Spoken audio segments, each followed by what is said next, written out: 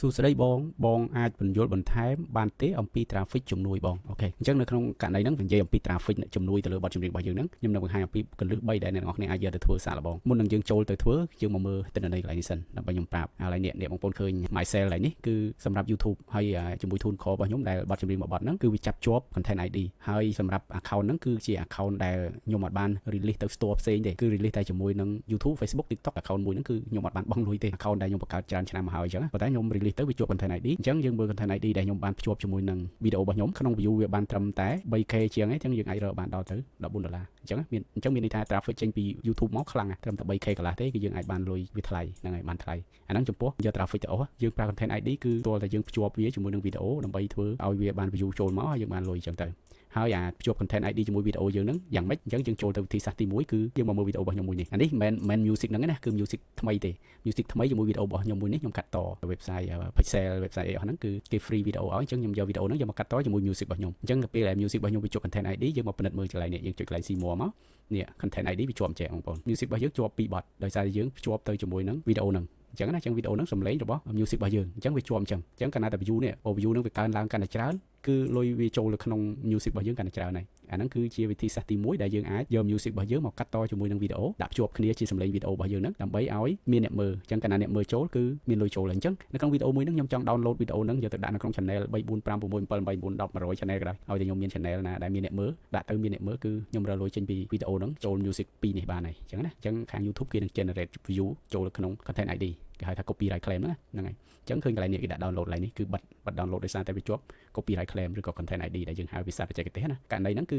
បែបហ្នឹងគឺមានន័យថាយើងកាត់តវីដេអូភ្ជាប់ជាមួយ music របស់យើងយកទៅ upload នៅក្នុង channel របស់យើងផ្ទាល់អញ្ចឹងទៅនៅពេលដែលបាន view មកគេនឹងគិតលុយចូលទៅក្នុង account របស់យើងមិនថា account យើងជា Tune Core music ចេញពីណាមកគឺគេវេលុយយើងទៅខាង website មួយហ្នឹងហើយអូខេហើយចូលដល់វិធីសាស្ត្រទី2គឺបែបនេះគឺយើងមកធ្វើតាមវីដេអូមួយនេះវីដេអូដែលខ្ញុំបង្ហាញហ្នឹងគឺមានន័យយើងបង្កើត short ទៅហើយយើង link ពី music របស់យើងដែលវានៅក្នុង store music store ហ្នឹងវាទាល់តែមាន content ID ដែរតែបើអត់ content ID យើងពិបាកអូនបន្តិចអញ្ចឹងអាហ្នឹងឧទាហរណ៍ខ្ញុំឧទាហរណ៍ក្នុងនេះនេះវីដេអូរបស់ខ្ញុំមួយហ្នឹងជា short អញ្ចឹងខ្ញុំអូសមកនេះពេលដែលយើងផុសហើយនេះយើងភ្ជាប់ music របស់យើងចូលហើយនេះ music របស់ខ្ញុំនេះខ្ញុំដាក់ចូលហើយដោយសារ music មាន content ID នៅពេលដែលយើង select វីដេអូចូល music របស់យើង link ភ្ជាប់ទៅជាមួយគ្នាដែលយើង add music នៅក្នុងវិធីសាស្ត្រដែលខ្ញុំប្រាប់នៅក្នុងវីដេអូមួយនេះណាអញ្ចឹងខ្ញុំប្រាប់របៀប add music អីនៅក្នុងវីដេអូហ្នឹងអញ្ចឹងវិធីសាស្ត្រទី2គឺយើងធ្វើបែបហ្នឹងមានន័យថាយើងផុសហើយយើង add ចូលប៉ុន្តែវិធីសាស្ត្រទី1វិធីសាស្ត្រទី2ហ្នឹងយើង add នៅលើនឹងបានលើ YouTube ហ្នឹងបានលុះត្រាតែ music របស់យើងវាមានជាប់ content ID ណោះបើអត់ជាប់ content ID ទេគឺយើងធ្វើអត់កើតទេទីសាស្ត្រមួយទៀតគឺ channel របស់យើងឥឡូវឧទាហរណ៍ខ្ញុំយក channel នេះមកឧទាហរណ៍អញ្ចឹងយើងមានកន្លែង release មិនអញ្ចឹងនេះកន្លែង release music release យើងវាមានជា single ហើយនឹងមានជាប្រភេទ album អញ្ចឹងឧទាហរណ៍ថាខ្ញុំចង់ promote album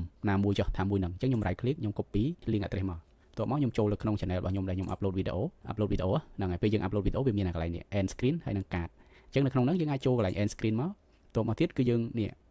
វីដេអូដែលយើងដាក់ release កន្លែងនេះយើងអាច promote វាយើងចង់ promote វាគឺយើងចូលមកដាក់វាជា playlist មកចូល playlist ហើយបងប្អូនផាសlink ដែលយើង copy មិញហ្នឹងចូលមកគឺវាចេញឲ្យអ្នកគ្នាអញ្ចឹងនៅពេលយើងដាក់ទៅវាជាប់នៅក្នុងវីដេអូយើងអាហ្នឹងទីសាស្ត្រទី1ទៅណាយើងដាក់អញ្ចឹងយើងចង់ដាក់2 3អីយើងធ្វើអញ្ចឹងទៅហើយយើងឧទាហរណ៍ថាយើងលុបអានេះចេញយើងលុបចេញយើងចង់ដាក់មួយទៀតហ្នឹងហើយអញ្ចឹងយើងផាសយើងទៅយក release របស់យើងនេះrelease music របស់យើងហ្នឹងយកមកដាក់ទៀតមកអាហ្នឹងយើង promote តាម end screen ណា promote មួយទៀតគឺ promote បែបហ្នឹងអញ្ចឹងនៅពេលគេមើលវីដេអូយើងចប់គេចង់មើលវីដេអូបន្តគេមើលហើយហ្នឹងហើយអាហ្នឹងយើង promote អញ្ចឹងក្នុងវិធីសាស្ត្រទី3គឺមានអាហ្នឹងមួយហើយមួយទៀតគឺយើង promote នៅក្នុងនេះកាតនេះក្នុងកាតហ្នឹងធម្មតាវាមានយើងអាចដាក់បាន5បកគោលជាងយើងអាចដាក់ចិត្តគ្នាក៏បានយើងដាក់ក្បែរគ្នាក៏បានម្លងដូចខ្ញុំអញ្ចឹងក៏បានដែរឲ្យមាន real load អញ្ចឹងពេលគេមើលវីដេអូហើយវា load ចេះវា load កន្លែងនេះវា load ខាងលើក្បែរវីដេអូយើងហ្នឹងណាពេលមកដល់កន្លែងហ្នឹងវានឹង load link ឲ្យយើងគេមើលមកដល់កន្លែងនេះវានឹង load link មួយទៀតឲ្យយើងហើយអា link ទាំងអស់ហ្នឹងគឺសិតតែជា link playlist ដែលយើងដាក់ទេហើយអា playlist ហ្នឹងនៅពេលដែលយើងគេមើលវីដេអូយើងវាឃើញចេះនៅពេលដែលគេអាហ្នឹងប្រហែលជាបងប្អូនធ្លាប់ដឹងហើយឧទាហរណ៍នេះនៅពេលដែលគេមើលទៅយើងដាក់អាកាតហ្នឹងគឺនេះវីដេអូ list របស់យើងនៅក្នុងនេះវាជា list បែបហ្នឹងខ្ញុំ5វីដេអូហ្នឹងគឺនឹងយើង end screen ហ្នឹងឯងហើយយើងប្រើជាមួយកាតហ្នឹងអញ្ចឹងយើងអូសកាតបែបហ្នឹងណាឬក៏យើងចង់ដាក់កន្លែងនេះយើងចង់ថែមមានត្រឹមតែ5ទេឥឡូវឧទាហរណ៍ថាយើងលុបចោលមួយកន្លែងនេះហ្នឹងហើយអញ្ចឹងយើងចង់ដាក់កន្លែងហ្នឹងអញ្ចឹងយើងចុចកន្លែង add card ហើយយើងយក playlist មកហើយយើងផាសនេះចូលមកតមកយើងដាក់មកវាចូលហើយឃើញទេនៅកន្លែងហ្នឹងអញ្ចឹងកន្លែងហ្នឹងនេះនៅពេលដែលគេមើលដល់កន្លែងហ្នឹងគឺវា load អញ្ចឹងអាហ្នឹងវិធីសាស្ត្រមួយទៀតដែលយើងអាចធ្វើទៅបានណោះហ្នឹងហើយអញ្ចឹងមាន3ហ្នឹងដែលយើងធ្វើអញ្ចឹងសរុបមកវិញទី1វាវីដេអូជាមួយ music ភ្ជាប់ចូលគ្នាដែលរើស music ណាដែលជាប់ content ID music ណាអត់ជាប់ក៏កុំដាក់តែដាក់ទៅវាអត់ជាប់ទេវាអត់ជាប់នៅខាងក្រោមដូចរបស់យើងមុនហ្នឹងទេគឺអត់អាចប្រើការកើតទេហ្នឹងហើយអញ្ចឹងយកឧទាហរណ៍នេះហ្នឹងហើយខ្ញុំមានមួយបទហ្នឹងដែលវាយើងកាត់ទៅវាជាប់អញ្ចឹងជាប់គឺមកមើលលើហ្នឹងប៉ុន្តែពេលដែលយើងទៅមើលនៅក្នុង channel របស់យើងនឹងឃើញពាក្យថា copyright នេះហើយជាមួយខ្ញុំបង្ហាញនេះ music របស់យើងដែលជាប់គឺជាប់ copyright បែបហ្នឹងអាហ្នឹងគេហៅ content ID ហើយអញ្ចឹងយើងចុចមក see detail ទៅឃើញអានេះគេរៀបរាប់ចម្រៀងឈ្មោះអីហើយអ្នកណាជា artist ណាគឺវា claim វាអត់មាន affect ទៅលើវីដេអូយើងទេ អញ្ចឹង audio ដែលវាជាប់ហ្នឹងគឺវា claim យកលុយឲ្យយើងអាហ្នឹងឯងអូខេអញ្ចឹងទ្រុសបែបហ្នឹងណា3ក្នុងចំណោមមួយហ្នឹងគឺ claim បែបហ្នឹងហើយយើង post short ដល់យើងភ្ជាប់ជាមួយនឹង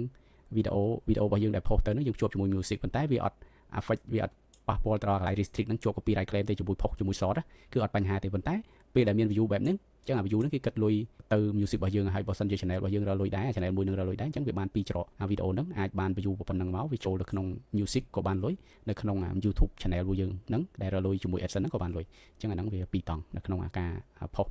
តាមមធ្យោបាយដែលខ្ញុំបានបង្ហាញជូននេះមធ្យោបាយមួយណាមធ្យោបាយមួយនេះរបៀប post បែបនេះណាក្នុងវីដេអូក្បាច់ថ្មីចេះហ្នឹងហើយហើយមួយទៀតគឺចុងក្រោយមិញហ្នឹងគឺយើងធ្វើការ promote តាម end screen ហើយនិង ad card ហ្នឹងហើយអូខេអញ្ចឹងវីដេអូប៉ុណ្្នឹងទេអរគុណ